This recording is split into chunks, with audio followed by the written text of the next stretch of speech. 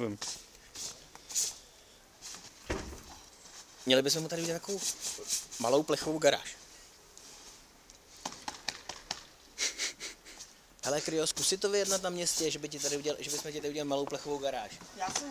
Já jsem říkal, že si normálně spíš vezmu to. Bom. No, to ani nenaskočí, jak nebude žádná sranda. Máš vyhřívaný rukojeti?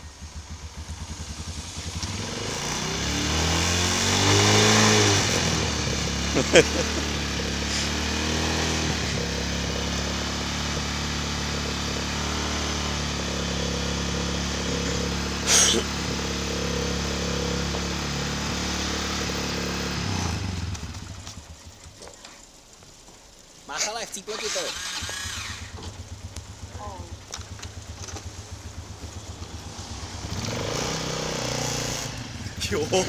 Jo.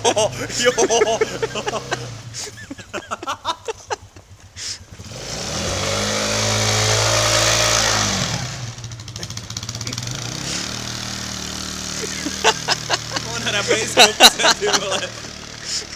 Ty vole, počkej, až jak zastaví. No, kdo ví jestli. A jakž tak, že jo? Už mu to asi